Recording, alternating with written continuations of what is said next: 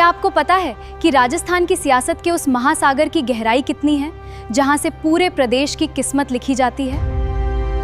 जहां 200 सूरमा एक ही छत के नीचे बैठते हैं और एक कागज का टुकड़ा पूरे राज्य का कानून जाता है। दोस्तों, मैं कनिष्क हूँ और आज मैं आप सबकी तरफ से हमारे मान सर से वो सारे राज उगलवाने वाली हूँ जो किताबों में तो हैं, लेकिन दिमाग में घुसने का नाम नहीं लेते। आज की क्लास एक ब्लॉकबस्टर मूवी है, तो कुर्सी की पेटी बांध लीजिए क्योंकि मान एजुकेशन के इस मंच पर भूचाल आने वाला है। हौसले के तरकश में कोशिश का वो तीर जिंदा रख, हार जा चाहे जिंदगी में सब कुछ, मगर फिर से जीतने की उम्मीद जिंदा रख। नमस्कार मेरे प्यारे बब्बर शेरों और शेरनियों, मान एजुकेशन यूट्यूब चैनल पर आपका स्वागत है। कनिष्क बेटा, तुम्हारी इस तूफानी शुरुआत ने तो मुझे भी हॉलीवुड के हीरो जैसी फीलिंग दे दी है। विद्यार्थियों, अगर आपने ठान लिया है कि इस बार आरपीएससी सेकंड ग्रेड के प्रथम प्रश्न पत्र में अपनी सीट पक्की करनी है, तो ये क्लास आपके लिए ब्रह्मास्त्र साबित होगी। हम आने वाले 10 दिन में आपको पूरा कोर्स कंप्लीट करवा देंगे, ताकि आप आज से ही हमारी क्लास के साथ जुड़ जाएं। रोज सुबह 10 बजे इसी चैनल पर आपका ये बड़ा भाई एक नई मूवी लेकर आएगा। सर, हमने पिछले 2 चैप्टर्स में राज्यपाल यानी गवर्नर और मुख्यमंत्री एवं मंत्री परिषद यानी chief minister and council of ministers को इस तरह पढ़ा है कि अब मुझे नींद में भी आर्टिकल्स दिखाई देते हैं। आज हमारा तीसरा चैप्टर है राज्य विधानसभा यानी स्टेट लेजिस्लेटिव असेंबली। सर, किताबें पढ़ते हैं तो नींद आने लगती है, क्या आज भी आप कोई मूवी स्टाइल वाली कहानी सुनाएंगे, वो भी सारे लेटेस्ट डेटा के साथ? अरे कनिष्क बेटा, जब तुम्हारा बड़ा भाई यहाँ खड़ा है तो किताबों की बोरियत की क्या मजाल। आज हम एनसीईआरटी, एम लक्ष्मीकांत और बैर एक्ट का पूरा निचोड़ निकालेंगे कि परीक्षा बनाने वाला यानी पेपर सेटर भी सोचेगा कि यार सवाल दूं तो दूं कहाँ से। हमारा मुख्य फोकस यही है कि इसी वीडियो में तुम्हें सब कुछ याद हो जाए। कंटेंट के सोर्स बिल्कुल प्रामाणिक हैं, इसलिए विश्वास के साथ जुड़ जाएं। चलिए शुरू करते हैं राजस्थान की सियासत का सबसे बड़ा मंच, हमारी विधानसभा। सर, सबसे पहले तो मुझे ये बताइए कि ये विधानसभा का कॉन्सेप्ट संविधान में कहाँ से आता है? मतलब इसका कोई आधार कार्ड यानी संवैधानिक अनुच्छेद तो होगा ना? आधार कार्ड? बहुत खूब बेटा, बिल्कुल है। हमारे संविधान के भाग 6 यानी पार्ट 6 में राज्य विधानमंडल यानी स्टेट लेजिस्लेचर का जिक्र है। आर्टिकल 168 कहता है कि प्रत्येक राज्य के लिए एक विधानमंडल होगा। अब इसमें एक ट्विस्ट है, कुछ राज्यों में 2 सदन यानी बाइकैमरल होते हैं, विधानसभा यानी लेजिस्लेटिव असेंबली और विधान परिषद यानी लेजिस्लेटिव काउंसिल। लेकिन क्या राजस्थान में 2 सदन हैं? नहीं सर, जहाँ तक मुझे याद है राजस्थान में सिर्फ एक ही सदन है जिसे हम विधानसभा कहते हैं। इसे एक सदनीय व्यवस्था यानी यूनिकैमरल सिस्टम कहते हैं ना? एकदम सटीक जवाब कनिष्क। राजस्थान ने अनुच्छेद 168 के तहत एक सदनीय व्यवस्था यानी यूनिकैमरल लेजिस्लेचर को अपनाया है। विधान परिषद बनाने की शक्ति आर्टिकल 169 के तहत संसद के पास होती है, यदि राज्य की विधानसभा विशेष बहुमत से ऐसा प्रस्ताव पारित करे। राजस्थान विधानसभा ने ऐसा प्रस्ताव केंद्र को भेजा हुआ है, लेकिन अभी तक हमारे यहाँ विधान परिषद नहीं बनी है, इसलिए हमारे यहाँ सारा खेल विधानसभा का ही है। सर, ये तो समझ आ गया, लेकिन इस मूवी के एक्टर्स यानी विधायकों यानी एमएलएस की योग्यता क्या होती है? क्या मैं भी चुनाव लड़ सकती हूँ? क्यों नहीं बेटा, लेकिन उसके लिए आर्टिकल 173 की शर्तें पूरी करनी होंगी। पहली बात, तुम्हें भारत का नागरिक होना चाहिए, और दूसरी सबसे महत्वपूर्ण बात, उम्र। क्या तुम्हें पता है विधानसभा का चुनाव लड़ने के लिए न्यूनतम आयु कितनी होनी चाहिए? सर, वोट देने की उम्र तो 18 साल है, तो चुनाव लड़ने की शायद 21 साल। यही तो गच्चा खा गई ना मेरी शेरनी। तटा पंचायत का चुनाव लड़ना हो तो 21 साल चाहिए, लेकिन विधानसभा का चुनाव यानी एमएलए लड़ने के लिए न्यूनतम आयु 25 वर्ष होनी चाहिए और विधान परिषद के लिए 30 वर्ष। इसे याद रखने की ट्रिक सुनो, 25 का युवा विधानसभा में जाता है, 30 का समझदार परिषद में जाता है और 35 का परिपक्व इंसान राज्यपाल बनता है। याद रहेगा? वाह सर, 25, 30 और 35 क्या गजब की ट्रिक है, ये तो सीधे दिमाग में छप गया। और बेटा, यही सवाल आरपीएससी सेकंड ग्रेड और पीएसआई के एग्जाम में सीधे स्टेटमेंट के रूप में आता है कि विधानसभा सदस्यता के लिए न्यूनतम आयु क्या है। उत्तर है 25 वर्ष।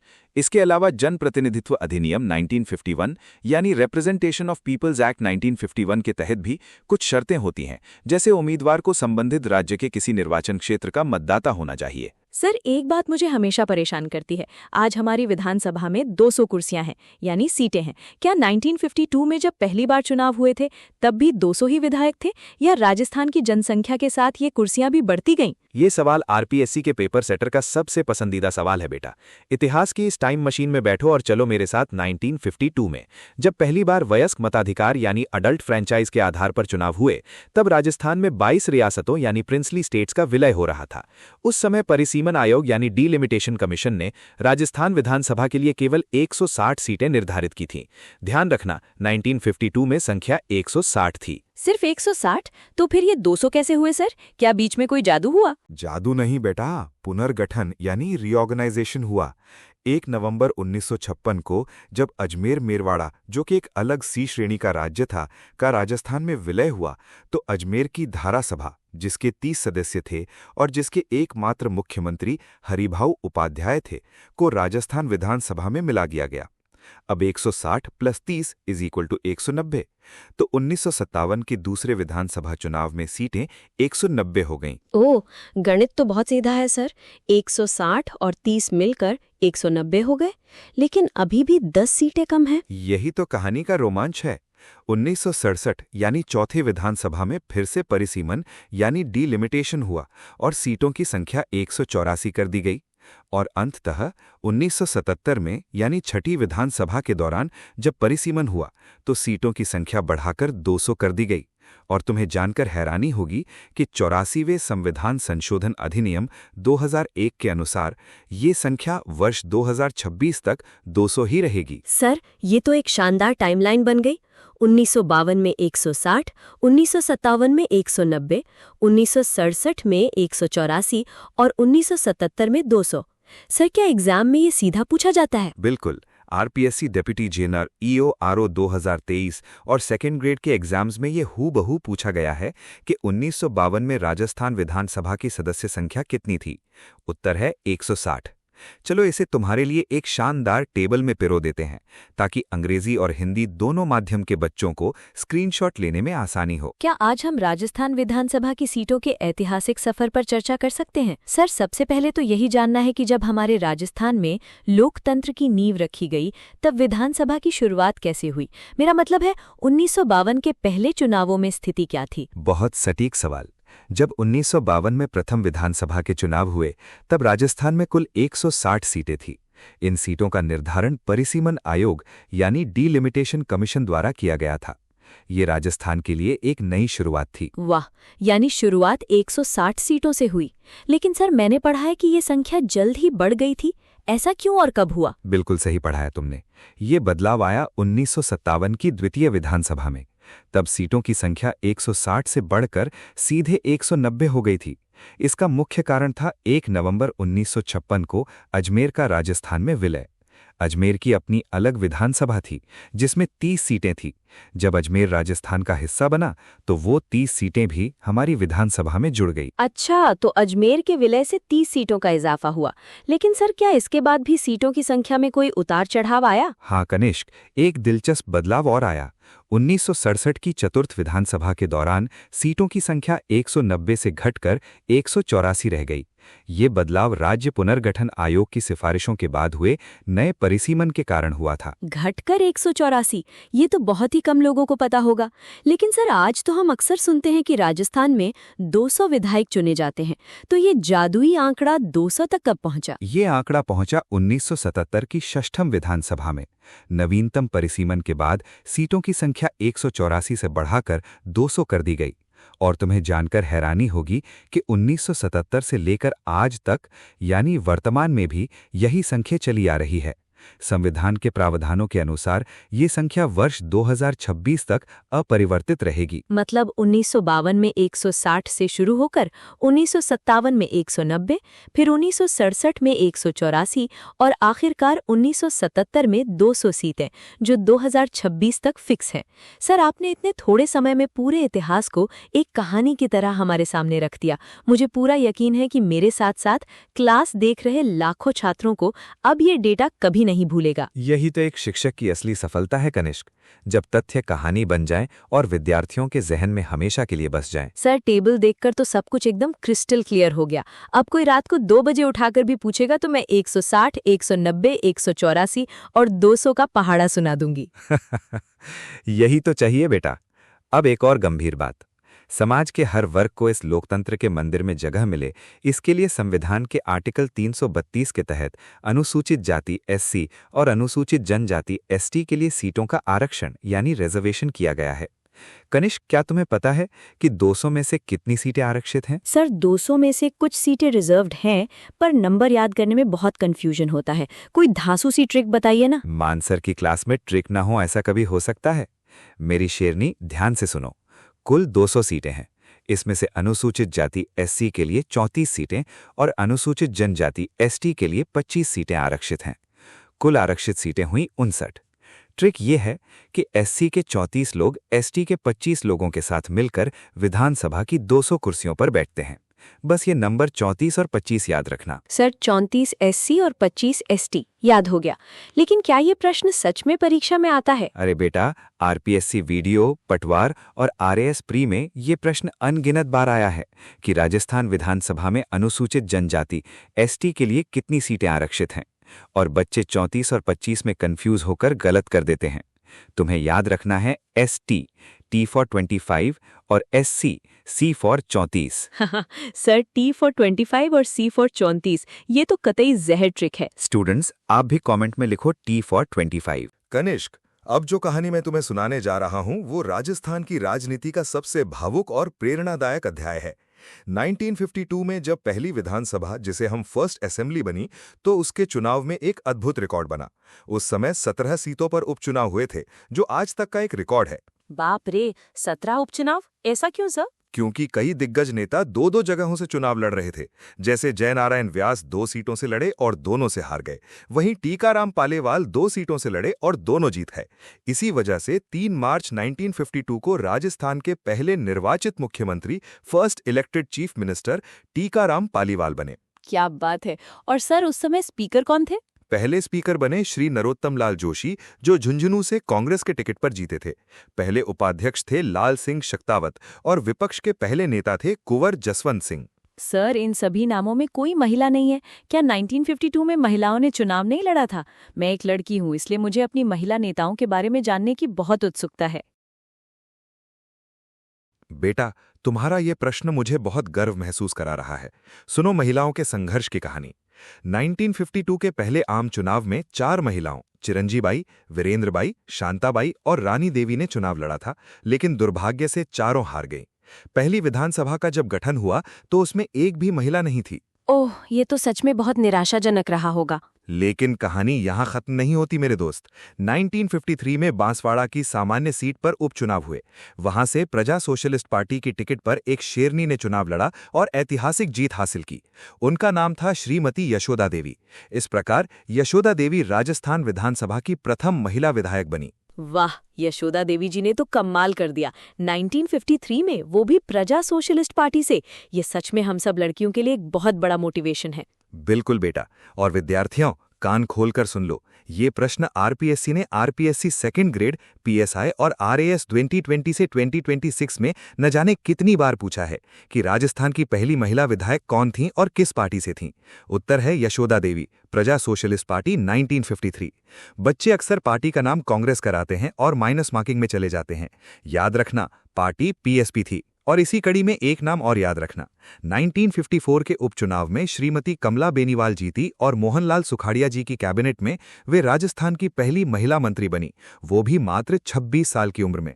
सोचो, 26 साल की उम्र में मंत्री। सर 26 साल की उम्र में? यहाँ तो 26 साल में लोग आरपीएससी के फॉर्म भरने में ही कंफ्यूज रहते हैं। सच में ये महान महिलाएं हमारी प्रेरणा हैं। और बेटा, एक रिकॉर्ड ऐसा भी है जो तुम्हें चौंका देगा। बांसवाड़ा से ही हमारे एक दिग्गज नेता हुए हरिदेव जोशी।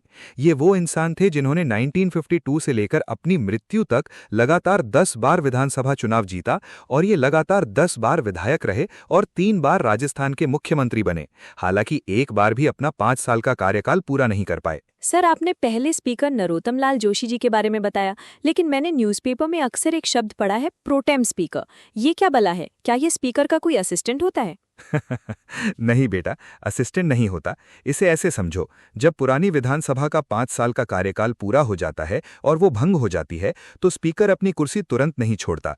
वो नई विधानसभा की पहली बैठक के ठीक पहले तक स्पीकर बना रहता है।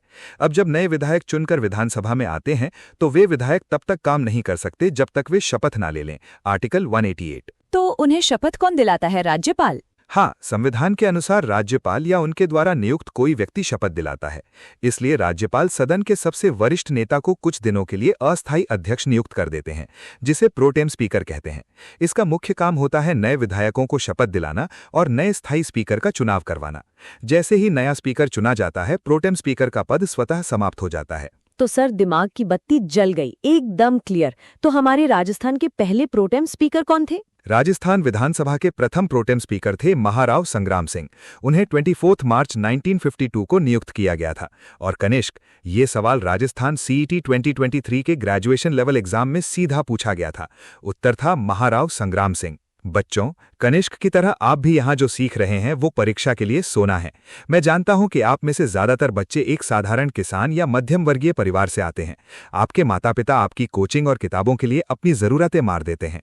एक सरकारी नौकरी आपके लिए सिर्फ एक जॉब नहीं है, ये आपके पूरे परिवार के सम्मान और पीढ़ियों का भविष्य है। सही कह रहे हैं सर, परीक्षा का प्रेशर बहुत होता है और कई बार पढ़ा हुआ सब मिक्स हो जाता है। इसीलिए इसी प्रेशर को खत्म करने के लिए सबसे महत्वपूर्ण रिवीजन के लिए हमने आपके एग्जाम को ध्यान में रखते हुए हमारी टेस्ट क्यू ऐप पर एक जादुई वन लाइनर सीरीज तैयार की है। ये आपके एग्जाम में बिल्कुल रामबाण साबित होगी। आपको बस प्ले स्टोर पर जाना है और टेस्ट क्यू एप्लीकेशन डाउनलोड करनी है। वहां हमने RPSC सेकंड ग्रेड के प्रथम प्रश्न पत्र का 360 डिग्री टेस्ट सीरीज और सब्जेक्ट वाइज सिनेमैटिक कोर्स बहुत ही कम कीमत में उपलब्ध कराया है। इस टेस्ट सीरीज से आप कम समय में बेहतरीन रिवीजन करके अपनी मंजिल पा सकते हैं। तो क्लास खत्म होते ही टेस्ट क्यू ऐप जरूर डाउनलोड कर लेना, ये मेरी आप सबको सलाह है। सर, मैंने ऐप तो अभी डाउनलोड पर लगा दिया। अब मुझे ये बताइए कि ये विधानसभा क्या पूरे 365 दिन चलती है या इसके भी हमारे स्कूल कॉलेज की तरह वेकेशन होते हैं? बिल्कुल स्कूल की तरह ही छुट्टियां होती हैं बेटा। विधानसभा हमेशा चालू नहीं रहती। संविधान के आर्टिकल 174 के तहत राज्य का गवर्नर समय समय पर विधानसभा का सत्र बुलाता है, यानी समन्स द हाउस। संविधान कहता है कि एक सत्र की अंतिम बैठक और अगले सत्र की पहली बैठक के बीच 6 महीने से ज्यादा का अंतर नहीं होना चाहिए। लेकिन एक मजेदार फैक्ट बताता हूं, राजस्थान विधानसभा के नियमों के अनुसार एक कैलेंडर वर्ष में कम से कम 3 सत्र होने चाहिए: बजट सत्र, मानसून सत्र और शीतकालीन सत्र। सत्र को बुलाना यानी समन, सत्रावसान करना यानी प्रोरोग और विधानसभा को भंग करना यानी डिसॉल्व, ये तीनों काम राज्यपाल करता है। लेकिन याद रखना, विधानसभा की बैठक को कुछ समय के लिए या अनिश्चित काल के लिए स्थगित करने की पावर विधानसभा अध्यक्ष यानी स्पीकर के पास होती है। सर, ये पॉइंट्स तो बहुत बारीक है। बुलाना और भंग करना राज्यपाल का काम, लेकिन बैठक को बीच में रोकना स्पीकर का काम। इसे मैं नोट कर लेती हूँ। अब आते हैं सबसे अहम काम पर, कानून बनाना यानी लॉ मेकिंग। कनिष्क, जब कोई मंत्री कोई बिल लाता है तो उसे सरकारी विधेयक यानी गवर्नमेंट बिल कहते हैं। लेकिन अगर कोई ऐसा विधायक बिल लाए जो मंत्री नहीं है, चाहे वो सत्ता पक्ष का हो या विपक्ष का, तो उसे क्या कहेंगे? उसे शायद प्राइवेट बिल कहेंगे। बिल्कुल सही, उसे निजी सदस्य विधेयक यानी प्राइवेट मेंबर बिल कहते हैं। इनका पास होना बहुत मुश्किल होता है, लेकिन RPSC सेकंड ग्रेड और असिस्टेंट प्रोफेसर 2021 में एक बहुत ही गजब का सवाल आया था कि राजस्थान विधानसभा में पेश किए गए निजी सदस्य विधेयकों के संबंध में कौन सा कथन सही है। इसमें एक ऐतिहासिक तथ्य था, राजस्थान सामाजिक शिक्षा बोर्ड विधेयक 1958 यानी Rajasthan social education board bill 1958। ये राजस्थान विधानसभा द्वारा पारित होने वाला एक ऐतिहासिक निजी सदस्य विधेयक था। इसे रट लेना बेटा। सर, राजस्थान सामाजिक शिक्षा बोर्ड विधेयक 1958 याद हो गया सर। सर, एक बिल कानून कैसे बनता है? कोई भी साधारण बिल कानून बनने से पहले 3 चरणों यानी रीडिंग से गुजरता है। प्रथम वाचन यानी फर्स्ट रीडिंग, बिल को सदन में पेश यानी इंट्रोड्यूस किया जाता है और राजपत्र यानी गजट में प्रकाशित किया जाता है। यहाँ कोई खास बहस नहीं होती। द्वितीय वाचन यानी सेकंड रीडिंग, ये सबसे महत्वपूर्ण चरण होता है। इसमें बिल के सिद्धांतों पर गहन चर्चा होती है, एक एक लाइन यानी क्लॉज बाय क्लॉज बहस होती है और कई बार इसे विशेष समितियों यानी सेलेक्ट कमिटीज के पास भेजा जाता है। तृतीय वाचन यानी थर्ड रीडिंग, इसमें बिल को पास करने या रिजेक्ट करने पर अंतिम वोटिंग होती है।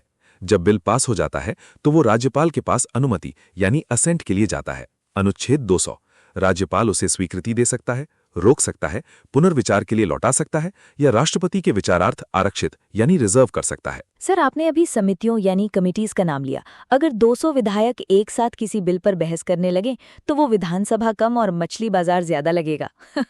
तो क्या कुछ विधायकों का ग्रुप बनाकर उन्हें काम बांट दिया जाता है? मछली बाजार, कनिष्क तुम भी ना, पर तुम्हारा लॉजिक एकदम 100% सही है।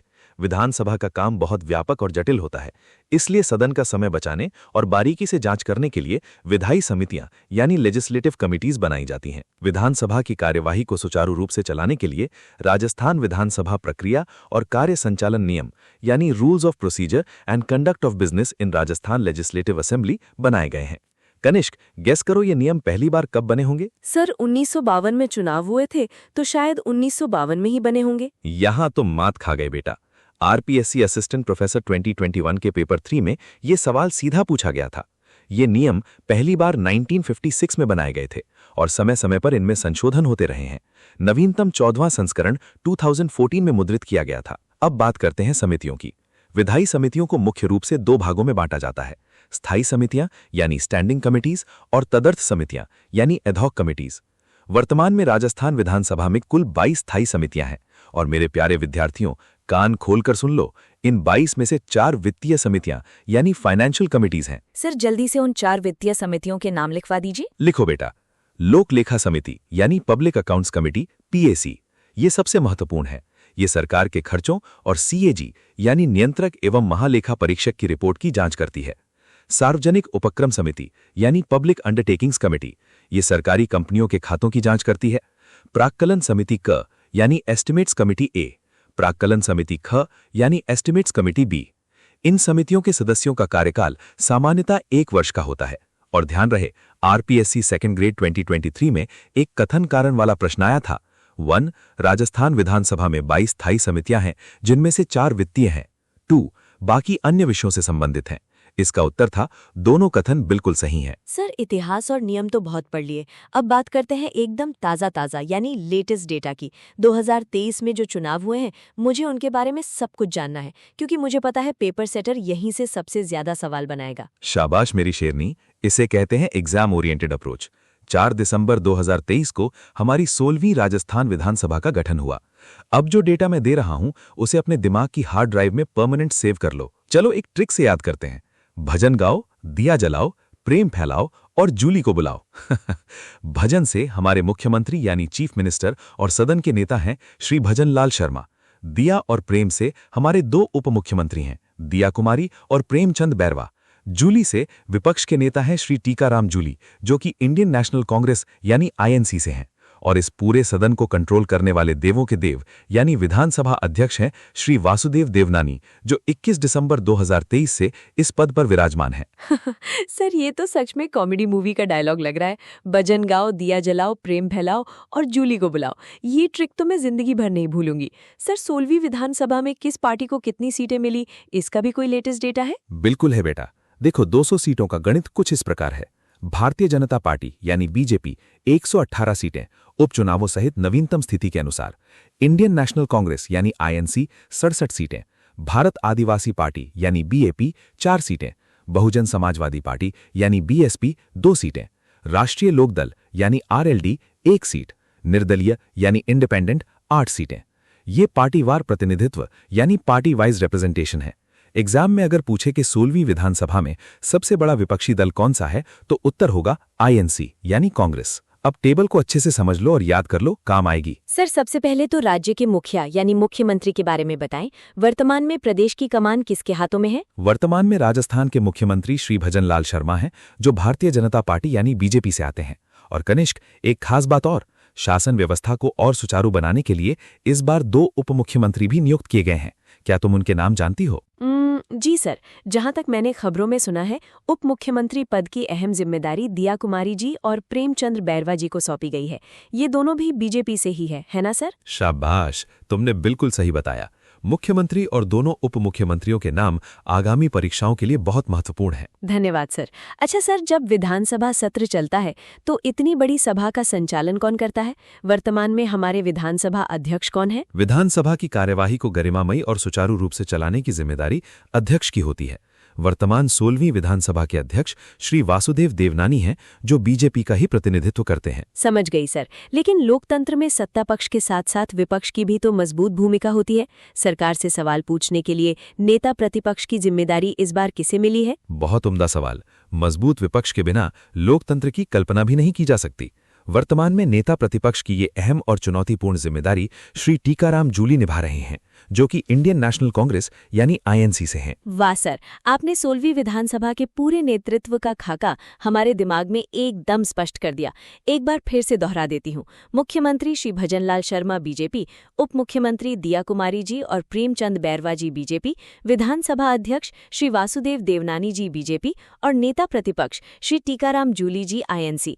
इस बेहतरीन जानकारी के लिए सभी विद्यार्थियों की तरफ से आपका बहुत बहुत आभार। मुझे खुशी है कि तुम और तुम्हारे जरिए लाखों विद्यार्थी इतने लगन से पढ़ाई कर रहे हैं। इन तथ्यों को इसी तरह चर्चा करके याद करते रहो। तुम सभी की सफलता ही मेरा असली सम्मान है। मान सर, अब वक्त है रैपिड फायर राउंड का। आप सवाल फेंकिए, मैं जवाब दूंगी। तो मेरे जाबाज योद्धाओं, मूवी अपने क्लाइमैक्स पर पहुंच चुकी है। कहानी में जो सुना, अब उसका टेस्ट हो जाए। मैंने शुरू में कहा था ना कि जो पढ़ाऊंगा वही परीक्षा में आएगा। यहाँ हम 2020 से 2026 तक के RPSC second grade, RAS, CET और असिस्टेंट प्रोफेसर परीक्षाओं के टॉप 10 वन लाइनर प्रश्न दे रहे हैं। ये प्रश्न वही हैं जो हमने अभी स्क्रिप्ट में डिस्कस किए हैं। इन्हें दिमाग में स्कैन कर लो। चलो शुरू करते हैं। मेरा पहला सवाल आरपीएससी ईओ आरओ 2023 से है। राजस्थान राज्य विधानसभा में वर्तमान में कुल कितने सदस्य यानी एमएलएज हैं? सर, 200 सदस्य। शाबाश। और याद रखना बच्चों, 1977 में हुए छठे परिसीमन के बाद से ये संख्या 200 ही बनी हुई है। अब आते हैं दूसरे सवाल पर, जो आरपीएससी असिस्टेंट प्रोफेसर 2021 में पूछा गया था। राजस्थान विधानसभा में प्रक्रिया और कार्य संचालन नियम पहली बार कब बनाए गए थे? ये वर्ष 1956 में बनाए गए थे सर। बिल्कुल सही। और ये भी नोट कर लो कि इसका नवीनतम 14वां संस्करण 2014 में आया था। तीसरा सवाल, जो आरपीएससी डेप्यूटी जेलर 2022 का है। बताओ कनिष्क, 1952 में परिसीमन आयोग द्वारा राजस्थान विधानसभा की सदस्य संख्या कितनी निर्धारित की गई थी? शुरुआत में ये संख्या 160 सदस्य निर्धारित की गई थी। बहुत बढ़िया। और जैसा कि हमने पहले चर्चा की थी, अजमेर विलय यानी 1956 के बाद ये बढ़कर 190 हो गई थी। तैयार रहो चौथे सवाल के लिए। आरपीएससी सेकेंड ग्रेड 2025-26 का फेवरेट सवाल।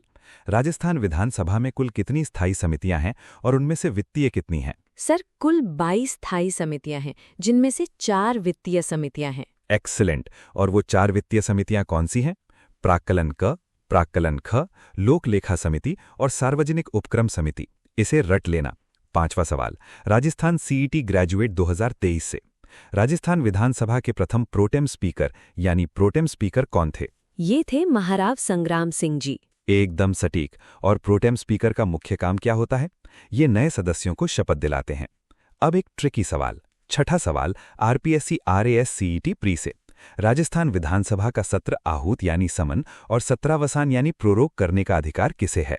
ये अधिकार राज्य के राज्यपाल यानी गवर्नर को प्राप्त है। बिल्कुल। लेकिन मेरे प्यारे विद्यार्थियों, यहाँ कंफ्यूज मत होना। सत्र को बुलाने और समाप्त करने का अधिकार राज्यपाल का है, लेकिन बैठक को कुछ समय के लिए स्थगित यानी अडजर्न करने का अधिकार विधानसभा स्पीकर यानी अध्यक्ष का होता है। सातवां सवाल, आरपीएससी प्रीवियस एग्जाम से। राजस्थान की प्रथम महिला विधायक कौन थी और उन्होंने किस पार्टी से जीत दर्ज की थी? वे थीं श्रीमती यशोदा देवी जी और उन्होंने प्रजा सोशलिस्ट पार्टी यानी पीएसपी से चुनाव जीता था। बेहतरीन। 1953 के बांसवाड़ा उपचुनाव में इन्होंने ये ऐतिहासिक जीत हासिल की थी।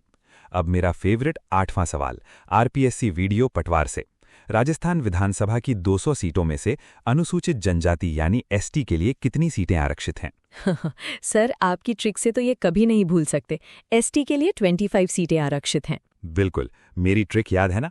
एसटी मतलब 25 और एससी मतलब 34। बस इतना याद रखो, कभी सवाल गलत नहीं होगा। 9वां सवाल, लेवल थोड़ा बढ़ाते हैं, आरपीएससी असिस्टेंट प्रोफेसर से। राजस्थान सामाजिक शिक्षा बोर्ड विधेयक 1958 किस प्रकार का विधेयक था? सर, ये एक निजी सदस्य विधेयक था यानी प्राइवेट मेंबर बिल। बहुत उम्दा। और इसकी सबसे खास बात यह है कि एक प्राइवेट मेंबर बिल होने के बावजूद ये विधानसभा द्वारा सफलतापूर्वक पारित भी हुआ था। और अब आज का आखिरी 10वां सवाल, आरपीएससी फर्स्ट सेकेंड ग्रेड से।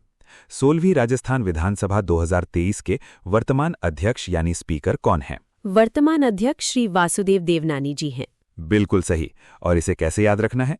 देवों के देव देवनानी जी। वाह सर, आपने कहानी में इतने भारी भरकम सवाल चुटकियों में सॉल्व करवा दिए। मुझे तो ऐसा लग रहा है जैसे आरपीएससी का पेपर मेरे सामने ही रखा हो और मैं उसे टिक कर रही हूँ। मेरे प्यारे विद्यार्थियों, मेरे छोटे भाइयों और बहनों, कनिष्क की तरह आप सभी को ये क्लास बहुत पसंद आई होगी। मैं जानता हूं जब आप रात को देर तक जागकर पढ़ाई करते हैं तो आंखों में नींद कम और अपने माता पिता के वो थके हुए चेहरे ज्यादा दिखाई देते हैं।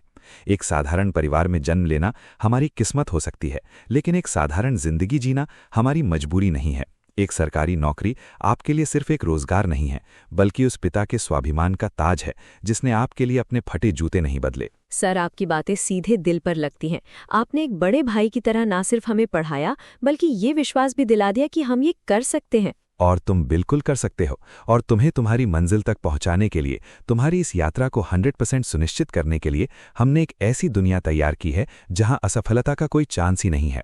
मैं पूरे दावे और जिम्मेदारी से कह रहा हूं, अगर आप सच में इस बार अपना सिलेक्शन छीनना चाहते हैं तो अभी अपना फोन उठाइए और प्ले स्टोर से हमारी test Q application, test Q app को डाउनलोड कीजिए। वहां आपको केवल किताबी ज्ञान नहीं मिलेगा, वहां हमने आरपीएससी सेकंड ग्रेड के प्रथम प्रश्न पत्र का 360 डिग्री टेस्ट सीरीज और subject wise cinematic course launch कर दिया है।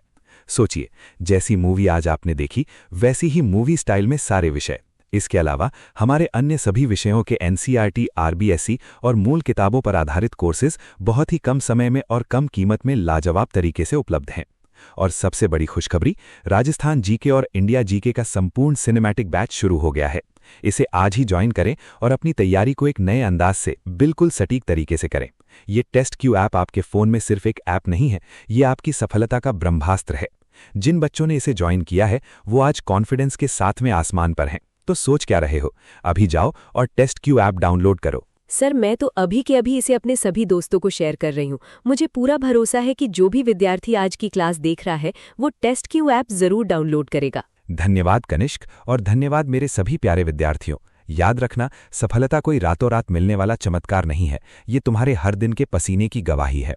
मैंने आपसे वादा किया है कि आने वाले 10 दिन में हम पूरा कोर्स कंप्लीट करवा देंगे, ताकि आप आज से ही हमारी क्लास के साथ जुड़ जाएं। रोज मान एजुकेशन यूट्यूब चैनल पर सुबह 10 बजे वीडियो आएगा, अपना अलार्म सेट कर लेना। अंत में बस यही कहूंगा, सही समय आ गया है। अगर आज की क्लास में सच में मजा आया है और कुछ नया सीखा है तो इस चैनल को अभी सब्सक्राइब करें, वीडियो को लाइक करें और कमेंट बॉक्स में लिखकर मुझे अपना प्यार दें कि वाह मान सर, आज तो मजा आ गया। आपके ये कमेंट ही मेरी असली कमाई है और मुझे अगली क्लास को और भी बेहतर बनाने की ऊर्जा देते हैं। अपना पूरा प्यार दें, सुरक्षित रहें, मुस्कुराते रहें, पढ़ते रहें और टेस्ट क्यू ऐप डाउनलोड करना न भूलें। मिलते हैं कल सुबह 10 बजे एक नए और धमाकेदार टॉपिक के साथ। जय हिंद, जय भारत, जय राजस्थान।